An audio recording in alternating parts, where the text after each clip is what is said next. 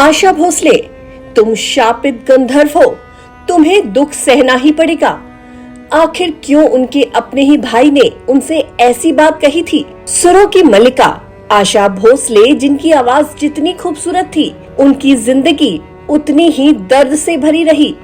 भारतीय संगीत जगत की दिग्गज गायिका आशा भोसले 12 अप्रैल 2026 को इस दुनिया को अलविदा कह गयी और अब उनके जाने के बाद उनकी जिंदगी के कई ऐसे पन्ने खुल रहे हैं जो सालों पहले बंद हो गए थे, जो आज भी दिल को झकझोर देते हैं। सिर्फ 9 साल की उम्र, जब एक बच्ची को खेलना चाहिए था, उस उम्र में आशा भोसले ने अपने पिता को खो दिया।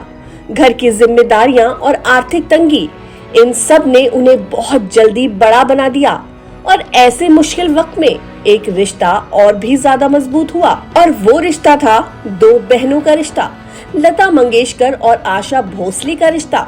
लता मंगेशकर के साथ साथ आशा भोसले ने भी बहुत छोटी उम्र में ही घर की पूरी जिम्मेदारी अपने कंधों पर उठा ली।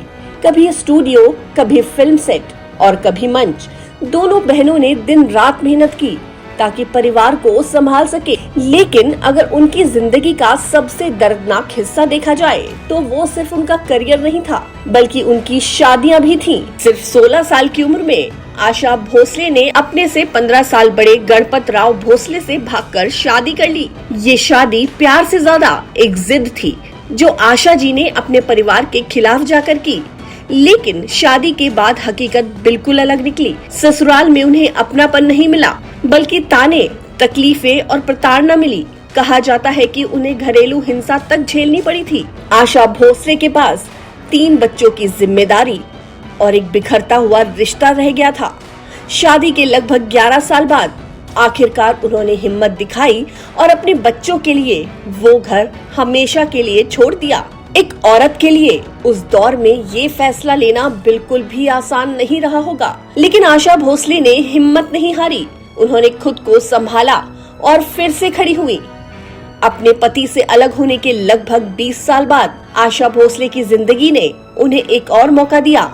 उनकी मुलाकात हुई मशहूर संगीतकार पंचम दा यानी आर.डी. बर्मन से। दोनों के बीच सिर्फ प्यार नहीं, बल्कि संगीत का गहरा रिश्ता था। और फिर 1980 में दोनों ने शादी कर ली। लेकिन ये रिश्ता भी पूरी तरह से आसान नहीं रहा। पंचम दा की माँ इस शादी के खिलाफ थी। एक तो आशा भोसले उनके बेटे से 6 साल बड़ी थी और आशा जी का पहले से ही 3 बच्चों की माँ होना, इन बातों को पंचम दा की माँ स्वीकार नहीं कर पाई।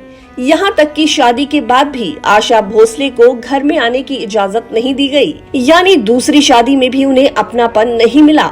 हालांकि पंचम दा और आशा जी का रिश्ता बहुत गहरा और सच्चा था। दोनों ने साथ मिलकर कुछ ऐसे गाने दिए जो आज भी लोगों के दिलों में बसे हैं। लेकिन किस्मत ने यहाँ भी उनका साथ नहीं दिया और फिर 1995 में पंचम दा इस दुनिया को छोड़कर चले गए। पंचम दा के जाने के बाद एक बार फिर आशा भोसले अकेले रह गई। एक बहुत बड़ा म्यूजिक डायरेक्टर गया है, मेरे लिए मेरा पति गया है। मेरे लिए भी जीना बहुत मुश्किल है, क्योंकि इसके बाद मम्मी का बोल के कोई भी गाने वाला नहीं मेरे साथ। लेकिन जिंदगी के सबसे बड़े घाव अभी भी बाकी थे। साल 2012 जब उनकी बेटी वर्षा भोसले ने अपनी जिंदगी को खत्म कर लिया, ये वो दर्द था जिसने उन्हें अंदर से तोड़ दिया। आशा भोसले का दर्द यहीं खत्म नहीं हुआ। 2015 में उनके बड़े बेटे हेमंत भोसले का कैंसर के चलते निधन हो गया। एक माँ ने 3 साल के अंदर अपने 2 बच्चों को खो दिया। ये गम उनको अंदर से खोखला करने लगा और उन्होंने खुद को दुनिया से अलग कर लिया। और तभी उनके भाई हृदय नाथ मंगेशकर ने उनको संभाला। उन्होंने कहा, तुम शापित गंधर्व हो, तुम्हें दुख सहना पड़ेगा। यानी ऐसे कलाकार जिन्हें भगवान खास हुनर देते हैं, लेकिन बदले में उनकी जिंदगी में दर्द भी भर देते हैं। शायद यही उनकी जिंदगी की सच्चाई थी। उन्होंने हर दर्द को अपने दिल में छुपाया और दुनिया को सिर्फ अपने सुर दिए।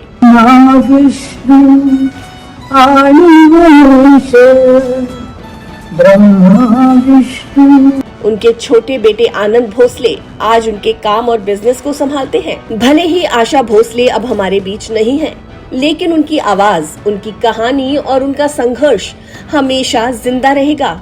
आशा भोसले के परिवार की अगली पीढ़ी उनकी विरासत को आगे बढ़ा रही है।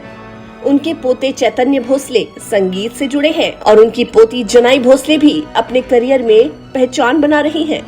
चंदा की चांदनी में, सूरज की रोशनी में, सागर की एक लहर में, हर मुकाम और हर डगर में एक तेरा ही एहसास है।